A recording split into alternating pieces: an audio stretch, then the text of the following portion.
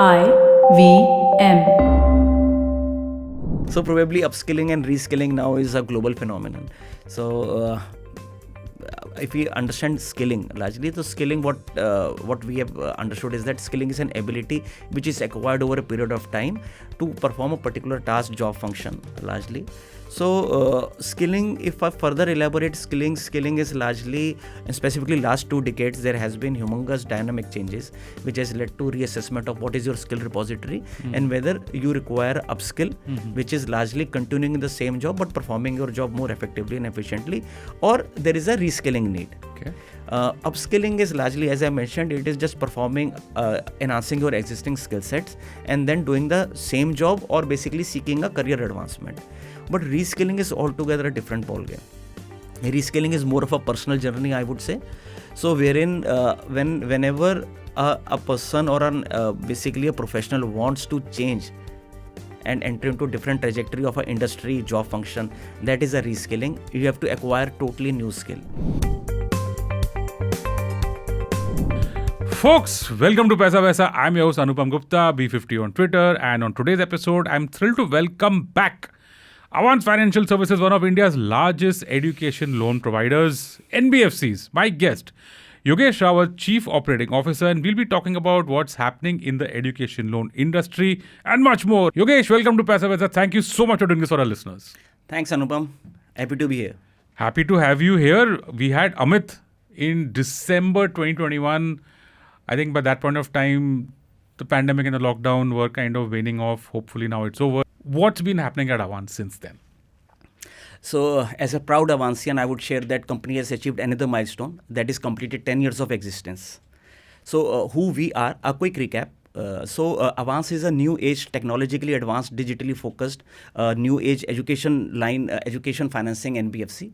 So providing hyper personalized education financing solutions for overseas master's program, digital skilling courses in domestic, as well as loans for test prep and school fees. Yeah. In addition to that, we have also provided around 1,000 schools and colleges a capex and for working capital loans. Lovely. So coming to what we want to be. So Avance largely, it is a purpose-driven organization. I must add it here. So purpose-driven organization for democratizing education and education finance in India, with a mission to make education financing a very seamless and affordable journey for deserving student of India.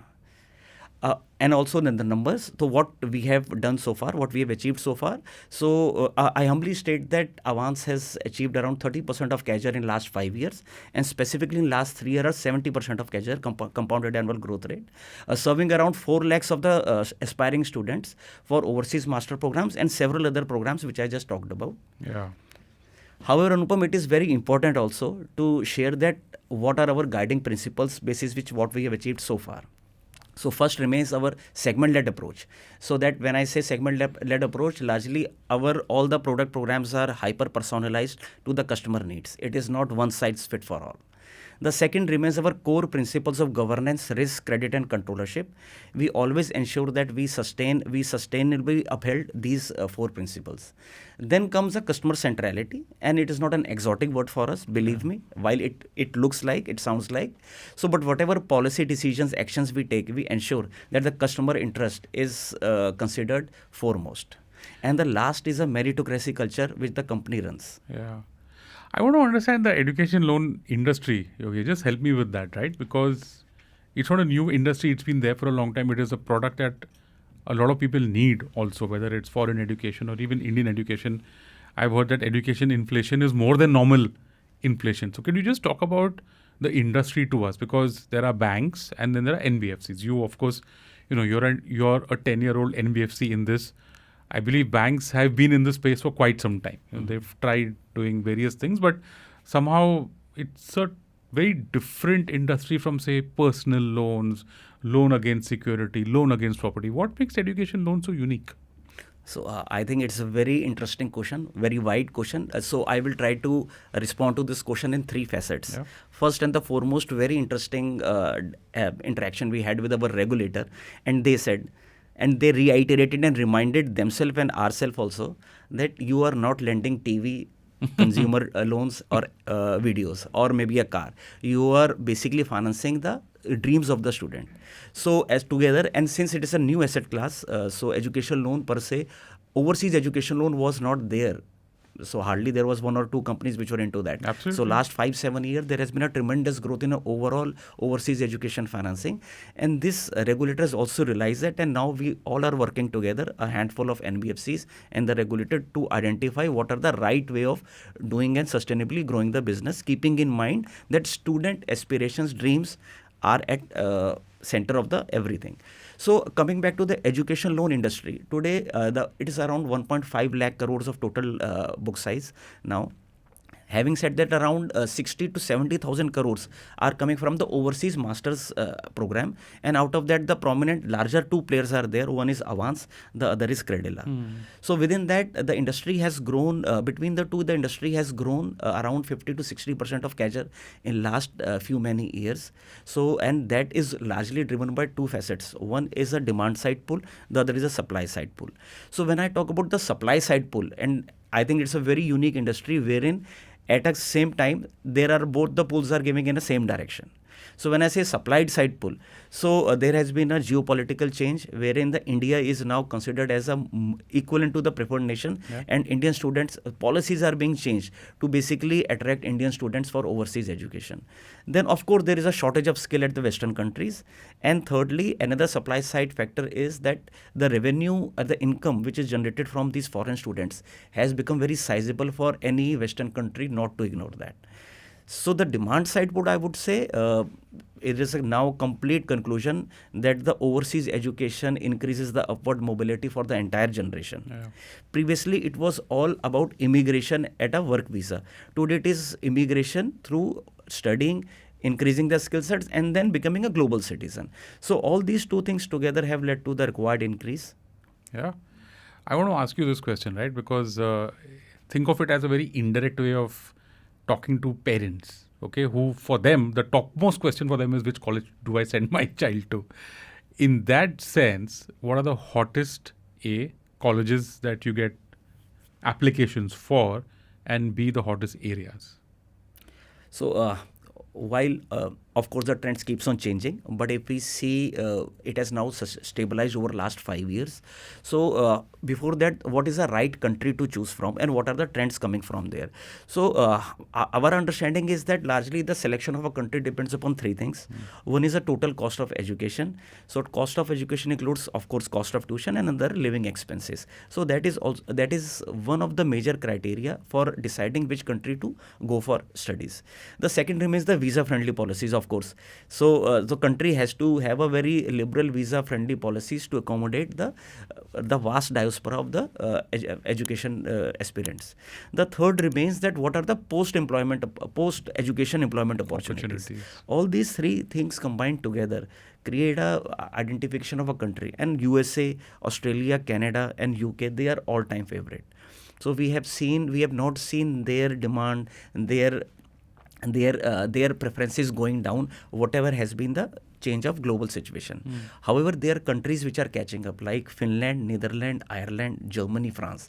Now they have also realized that, and they have also opening they're creating their own specific programs, policies to attract Indian students. So that is for the country part. If we talk about the courses part, while of course courses about what is happening, but last 2 decades I think there has been a clear bias towards STEM courses, that is science, technology, engineering, mathematics. However, within science, the two traditional courses of computer science and information technology, so they have evolved. Like in computer science, AI and ML is a hot favorite, and it will remain so maybe for another 10 years at least. And in information technology, the more focus is now towards cloud computing, data, big data, data science, data analytics, and yes, development operations. So let me understand your book. You said that a majority, 60s, I don't know what was the breakdown of masters. So could you just help us with that? How much of your loan book is for masters, probably maybe some for undergrad? That's the first level of classification. And also whether you do domestic education loans also. So between foreign and domestic, if there's a breakup out there, just for people to understand the trends in students who are going out. So first is Masters versus undergrad. Second is foreign versus domestic. I'll just throw a macro numbers first. So macro numbers, it was 2.5 lakhs. That was pre-COVID, which increased to 4.5 lakhs. That was in 2022. That's the number of that 2021 number of students going abroad for masters or for undergrad. Okay. So it increased further to 2022. By 2022, it increased to 7.5 lakhs. Wow. And it is expected to be 10 lakhs for this year. And 10 lakhs is? 10 lakhs number of students going for masters plus undergrad. Wow. Total. So that is From a 2.5 to 10. 2.5 to 4 10. times in. And 4.5, 5 years. To be precise, giving around 50% plus CAGR. Okay. So that is a numbers largely. However, there is a story behind these numbers. We can talk about that later on. If we see about what is a constitution mix between the two, so around 40 to 50% is masters, and rest is undergrad. Wow. So and presently Avance as a company, we have created our right to win in our master's education financing, wherein 70% of Avance book is basically for students opting for STEM courses, and 30% is non-STEM.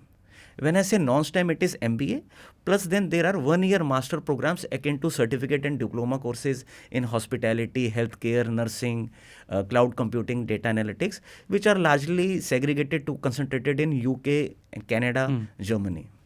Okay. Let's talk about the range of loans out here in USD. Okay. What would the highest or the best master's education in STEM cost? Okay. And what would, say, the annual fees of an undergraduate course, first year, second year, third year, fourth year, whatever, just for our listeners to get an idea of the amount of loan that they might have to take if they want to go to the US for a master's course, or if they want to go to the US for undergrad? Actually, that is a question of maths and very important, a very important factor while deciding this thing. So I'll talk about the cost of tuition fees. However, it is pertinent to also add that tuition fees is just around 60% of overall total cost of education. So we will also talk about that later on. So first, the tuition fees. So largely in under a master's course, typically if we talk about US, the tuition fees is around $50,000 to $60,000. Okay. Right. Similarly, if we talk about Canada, which is a 1 year master. Now, USA has a 2 year master's program. Canada has a master's program fees of around 15,000 Canadian dollars. If we go further to Germany, it is around 5 to 10,000 German currency. Right. So that is the difference of cost of tuition. However, that does not mean that the lower the cost of tuition, the higher is the preferences. So it is what we have seen, it is the other way around. However, coming to the total cost of education, now the ancillary expenses, the secondary expenses, which is a living expenses, comes at around 30 to 40% of our tuition fees. Wow, so 100,000 USD for That's a master's, right. for an MBA, for a 2 years master's. 2 years, obviously. I mean, you know. So that is living expenses. However, so there are ways to basically subsidize that. And then, of course, there is a 10% more of a ancillary fees. Ancillary fees is about visa, ticketing, and other related education and material expenses. Okay. So in totality, total cost of education comprises of these three: primary, cost of tuition; secondary, living expenses; and then ancillary fees. Okay, and I'll just stop you there. When you say $100,000 for a 2 year course in the US, are you giving me an average number, or are you giving me like the best or the worst or whatever? So I would say that I am giving you the above average number. Okay, understood. Okay. So there are colleges. So US itself has thousands of universities. Yeah. And if we talk about top 500 universities, they would be above average. Sure. And of course, there are universities, and our Indian diaspora is also going there. So they are selecting there because I think what we believe in is a mix of efforts as well as education. So probably a 1,000 ranked US university would be equally serving the interest of the student, and it is totally advisable to select basis their own preferences. Yeah, right? so I want my listeners to go back with the number of a crore. Is that because 85 lakhs is what I'm looking at? And how does it get managed? So crore would be at the highest side, I would say, if we talk about the Indian rupees. So typically 70 lakh rupees would be overall total cost of education for US, for an average university. Now this 70 lakhs, actually, you would be surprised, and the listeners probably would feel glad about that our disbursal, since while we disburse 100% of total cost of education, our disbursal for US is not more than 35 lakh rupees. Sure. So then how does that rest of the money gets financed? So all the countries, they allow a campus working. US has a 20 hours per week campus working. Finland, Germany, Netherlands, they have around 900 hours a year for campus working. Similarly, Canada also has few around 30 to 40 hours of campus working. So all these campus workings basically allow a student to earn and subsidize their living expenses.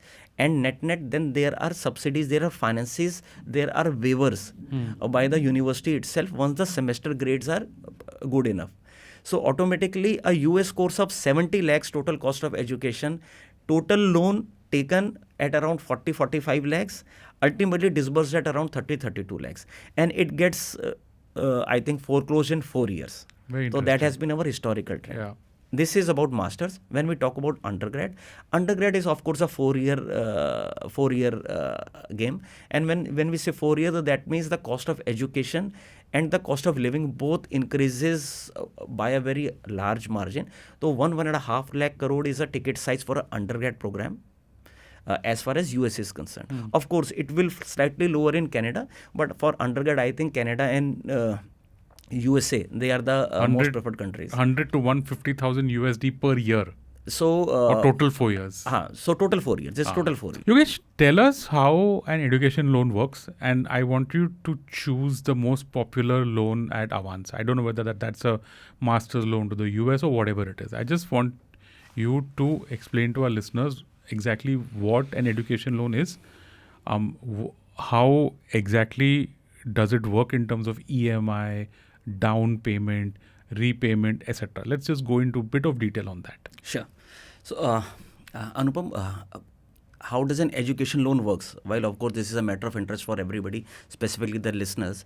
So I would just talk about what is the ecosystem of education loan. While we talk about the numbers, so the ecosystem largely is that, it is now a proven fact that the education is a harbinger of development, and the regulators have created a conducive ecosystem by classifying education financing as a priority sector lending.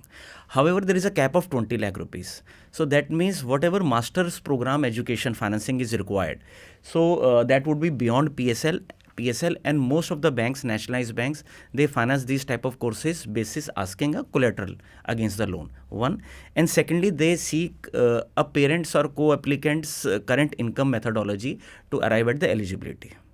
There are few lenders, and specifically, if I talk about Avance, so what we have created a model. As I mentioned, that we have created a model of pre-approved courses. Around 30,000 are the total courses, wherein it's a collateral-free loan. We don't seek a collateral there, and then we don't also solely rely on the current income. What is our underwriting model is that we have identified what would be the future income of the student once the course is completed. So we factor that, and then basis that an eligibility is created, and which is also strengthened our right to win, and that is why the most tier 2, tier 3 students who are aspiring for overseas education, they are also our customer. So that is the overall education. So if we talk about largely 4 things, how to basically select an education loan partner. So I would say understanding the total cost of education, and then checking out whether the 100% of that financing is allowed or not. Whether a student takes or not is a separate thing. So that is a separate advice to it. I'm sure they would be financially sound enough to understand that at the end of the day it is a loan. However, important is that once you are in the midst of a semesters and you are running out of cash, your family is running out of cash, whether your lender can provide the entire education, because completing the education is a foremost goal for the student as well as for the lender, because the repayment is interconnected, right? So that is the first thing. Second would be that whether the sanction it's a one go or it is based on the yearly, annually or semester basis. Correct. There are different models to it. We at Avance, we totally do a sanction, one go sanction. It saves the hassles of a student entering into administrative process of paperwork once he is overseas, he or she is overseas. Third, I would say, again, I just mentioned about the income eligibility. So if you are from a family whose current income may not be sufficing enough to basically identify or create eligibility, then probably you have to check with the lender that whether future income is considered or not. For us it is, and that is what is our right to win. And the fourth, I would say, while it may not be important when you are taking the loan, but now it has been proven that student and education loan is an asset class where you need to have very differential staff at the forefront. The company's policies has to be accommodating enough to basically address the student's need. So the entire journey starts from the application of to the college till the time the student is fully employed. So 2.5 years of total journey, the company, the lender has to be a strong domain expert. They should be customer centric. They should follow customer centric approach so that if there are any issues which student is facing, the lender is accommodative enough to address those issues. Yeah. Can we get into specific numbers here? Let's say that there's someone from India who wants to do a master's in AI or computers or whatever it is that, like you said, with your numbers costs 100,000 total, 60K for tuition, 30K for living. How does the loan work? In the sense that do you disburse the entire amount? First question, do you disburse the entire amount after I have received confirmation from them? And actually, let me take 2 steps back. When do I approach you? After I've finally got an admission? When I'm doing the process, or where? Let's just go, Yeah, sure. basics. Sure. If I go to the intricacies of an application of an education loan, so it can be at the 2 stages. One is a pre-admit stage and the other is a post-admit stage. However, let me clarify, both the stages, the visa may or may not be there. So there are very few players largely who take an exposure in a sanctioning of a loan when there is no visa at all. So coming back to the pre-admit stage, that means a student has decided that he or she wants to go abroad, and then he and the student is seeking the eligibility part of it. That is called pre-admit. Okay. There only KYCs, income document if available. The challenge is pre-admit is that since we don't know what course is there, the future income eligibility is very difficult. So thereon the income documents, current income documents has to be there. The third remains, of course, the academic records of the student. So this is a pre-admit stage. What then changes are in a you- post-admit? Sorry, are you saying that only if I'm working in a job currently can I apply for a loan? What about graduates who have just completed 4 years and want to directly go for an MBA? They wouldn't be eligible? Yep. So both are welcome for anywhere in a overseas master's education financing. Both are welcome. However, in both the situation, there has to be a co-applicant, and that co-applicant preferably has to be an earning co-applicant, because even if the student is earning right now, once he or she goes for education, there would be no income flow. Obviously. So there has to be a co-applicant, preferably earning. There can be a situation where the co-applicant is not earning. Sure. That call is taken solely basis the customer So course case-to-case selection basis. and case-to-case Yeah, basis. so then I get my parent involved. Let's say the parent has a certain income, whatever it is. So basis that, on the basis of that, you would then approve the loan. Let's go into the second stage you spoke So about. post-admit, so largely what we have seen is that, and this is also advisable, that student comes to us after understanding that what are the courses or the colleges from where he has got a at least initial level of confirmation. That is called post-admit. And that typically has 3 different models. One, US has a I-20, which gives a acknowledgement that the student's admission has been confirmed. Then there is a CAS in UK and Canada, and UK CAS is in Canada, and UK we have an appointment letter. Sure. Right. So these are the 3 documents which largely we rely on, and the case is tagged into post-admit phase. The rest of the documents remain the same. Okay.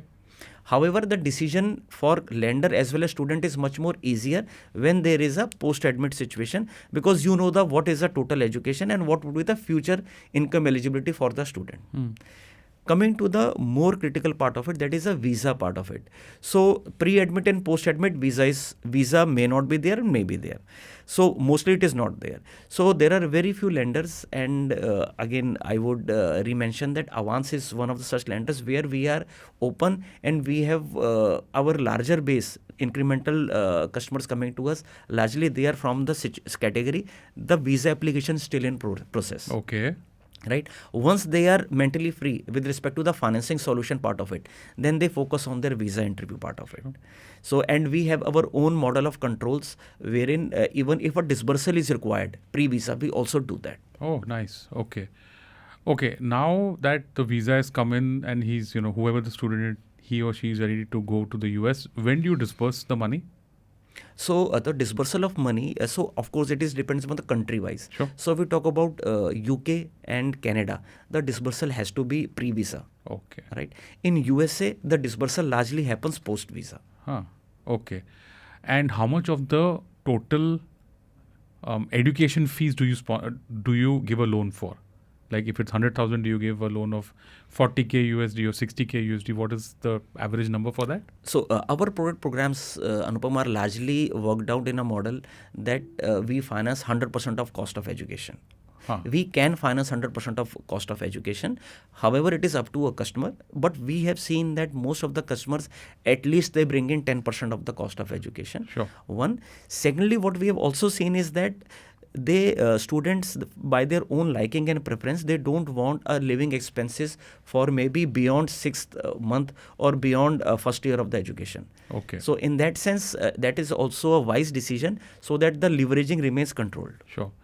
Repayment, and actually before repayment, interest rate. What are the range of interest rates that are out there? And I'm asking because interest rates have been rising. So what is the range of interest rates, and how do we repay the loan? So interest rates, interest rates totally depend upon what is the collateral provided for the loan. So as I mentioned, there are nationalized banks, there are private banks, and there are very few NBFCs which are into this segment. So banks largely, they offer a collateralized loan, and for them the rate of interest is akin to the secured loan. For NBFCs, the loans may or may not be collateralized, and the current income may or may not suffice enough, depending upon these two factors. And the most important factor, that what is a course and what is a college. For example, if a student is opting for a Harvard or Oxford, so the rate of interest would be different versus the rate of interest to be applied for if the rank of a university is 1,000. Okay. So all these around 3 or 4 combinations together, they basically provide an outcome of what is a right interest rate for that particular student. So in totality, if I say, the industry operates from 10% to 12.5%. Oh, that's depending upon what is the security available, what is the income used, and what is the course. 10 to 12.5%. Yeah, that's right. Very interesting. Repayment. So repayment largely is spread over a period of 10 years as a standard. So 10 years means in that 10 years includes your education period, your moratorium period to find the job, and then your repayment period. However, happy to share with you as well as other listeners that our existence of 10 years as well as our data footprints of other competition, what we have seen, typically education loan gets over in 4 years. So Nice. that is a power of education, I would say. As I mentioned previously, there is a upward mobility in the post-education situation. So the first and the foremost income is applied towards paying the education loan, and that is the right way also. Yeah. How is this a business, Yogesh? Because it's a tough one, right? I mean, you have something like a credit card which is unsecured. You have something like a loan against property that's secured. You can always sell that thing and recover your money that you gain. But this is something that you're betting on someone's future. How has this business been for you? Because it's been 10 years. So if we talk about NPAs or generally the growth, of course, we are convinced about the growth prospects, as you mentioned that at the start of the episode. But when you're running this business, I don't know what your NIMs are. I don't know what your NPAs are. Could you just talk to us a little bit about that? Sure. While it is out there in the public, so we are a debt listed company. So anybody who follows us, probably they would get our financials as well, every quarterly release. So happy to share that our overall NIMs as well as our NPA, that is 90 plus, largely they are best in class with respect to any NBFCs and in any asset class. And honestly, the credit does not go alone to the Avance. The credit goes to the mentality of the students and the parent. Because I think what we have understood, and what now competition and many banks have also understood, is that if you have a right strategy and right connect with the customer, so this is one of the segment wherein you can basically build a large book with minimal of NPAs, because the credit risk is so minimal, because the student, even though it is unsecured, the thought of basically defaulting may never come actually in the student's mind. Yeah. So that has been overall our experience so far. So just throwing a numbers, our education loan, while we have a multiple segments of business, our education loan per se, they are less than 20 bips of NPA. Less than 20 bips. Less than 20 bips of NPA. Nice. Okay, just winding down the episode now, last couple of questions in areas that are slightly new. Okay, there are two areas that I wanted you to talk to us about, which hopefully our listeners might get a better idea. Upskilling, reskilling. What is the, do you give, I saw on your website that you do give loans for these. So what are these two things? Yep. So I think moving on from education to the after right, education. After education, it's a right discussion. So probably upskilling and reskilling now is a global phenomenon. So if we understand skilling largely, so skilling, what we have understood is that skilling is an ability which is acquired over a period of time to perform a particular task, job function largely.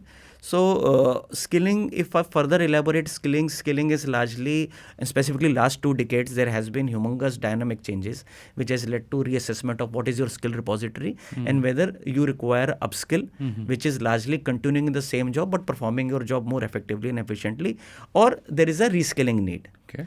Upskilling is largely, as I mentioned, it is just performing, enhancing your existing skill sets and then doing the same job or basically seeking a career advancement. But reskilling is altogether a different ballgame.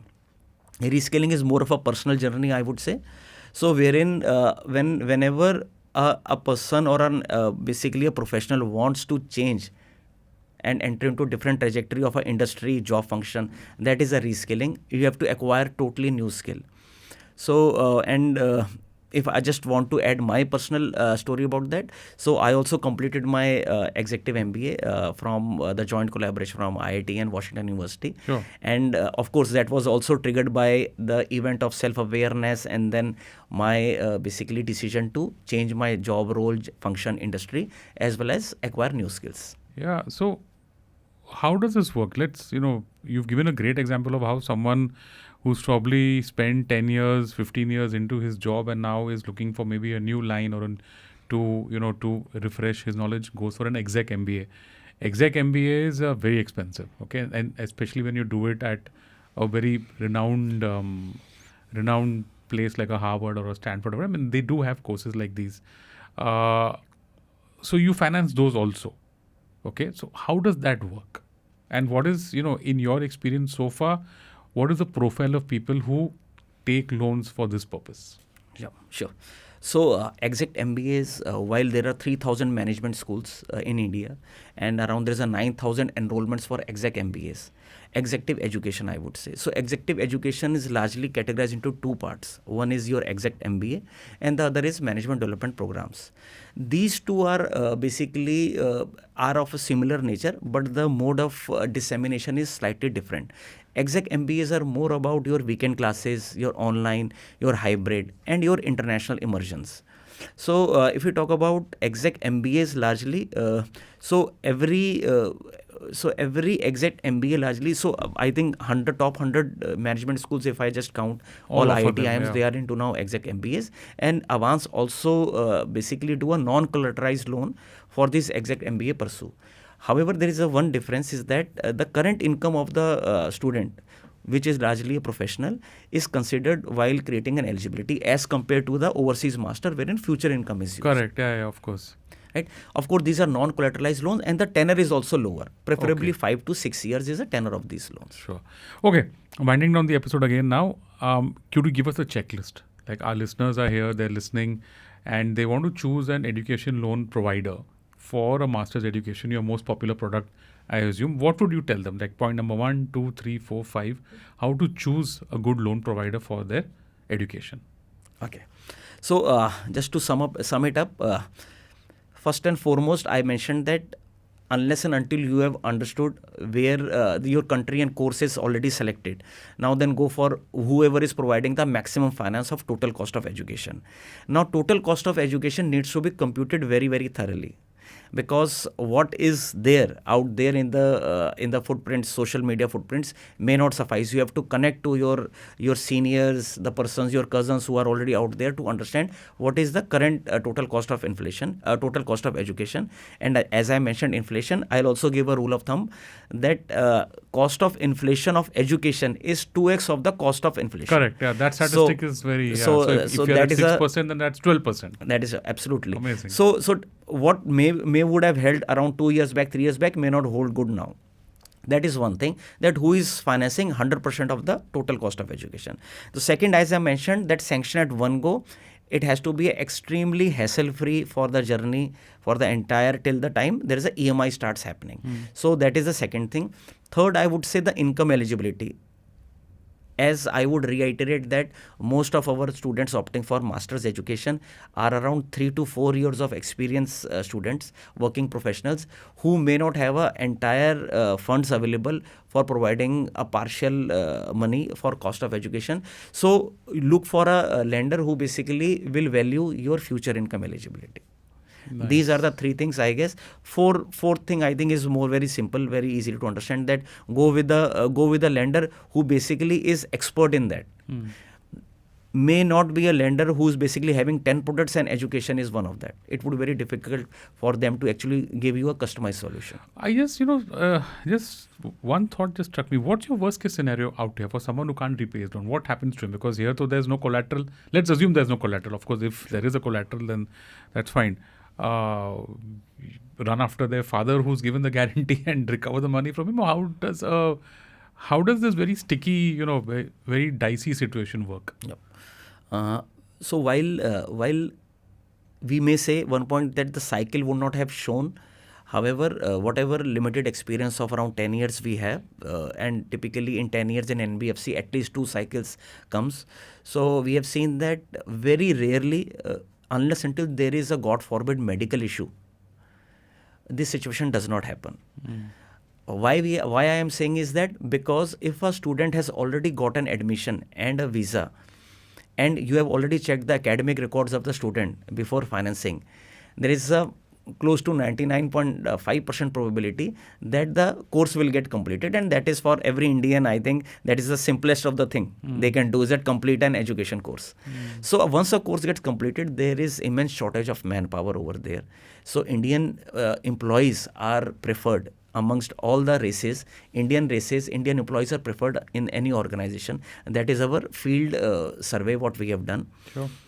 We were just talking to one of the dean of topmost universities of US, and he says that now they have created a charter to diversify their students' intake. Currently, it is biased towards one country. Now there has been a clear charter that they want 50% of the Indian students to come. That is a big thing. So that is a situation that unless and there is a misfortune event, so the course will get completed and employment will get done. In case this happens, so as I mentioned earlier, so the company which is integrated with students' communities is largely preferred by students. That is our company. What we do is that we actually look at a customer centric approach and see what is the situation which has led to this default, and if that situation is beyond the control of the customer, we go all out to support. Even though we have a co-applicant parent, but in many cases, co-applicant parent may not have a wherewithal to repay the entire loan.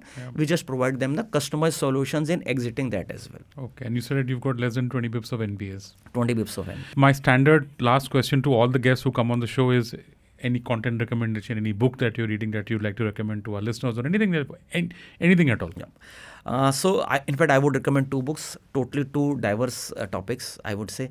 One is a book by Eliyahu Goldratt, that is titled as Goal.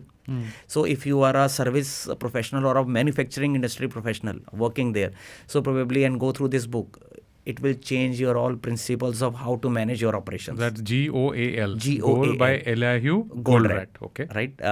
He's an Israeli author. Yeah. And I think this is a theory of constraint. So how theory of constraint can be inbuilt into our overall value chain management. So that is the overall learning from that. The second, coincidentally, that is also an Israeli author. I don't know how it happened. That's okay. So the second is Yuval Noah Harari. Narari. Sapiens or 21 century, 21 lessons for the 21st century. the latest book, I guess. The latest book. Nice. So while it is not complete yet, but I think that is also very compelling. So they are forcing us to actually rethink that what we know may not be sufficient enough. And one very great insight, largely connected to our discussion, is that whatever kids are learning today, it may not be relevant in 2050. Yeah, but So there are a lot of discussions about skilling, reskilling, and upskilling coincidentally in that book as well. yeah. So folks, goal and 21st century lessons. 21 lessons for 21st century. 21 lessons for 21st century. Outstanding book recommendations there. That is the wrap on this episode of Paisa Vaisa. My guest, Yogesh Rawat, Chief Operating Officer, Avance Financial Services. Yogesh, thank you so much for doing this for our listeners. Thanks, Anupam. And listeners, you can check out other interesting podcasts on the IVM network. You can also follow us on our social media. We are IVM Podcast on Twitter and Instagram. You want to reach out to me? I'm your host, Anupam Gupta, B50 on Twitter. And folks, thank you so much for listening to Paisa Vaisa. IVM.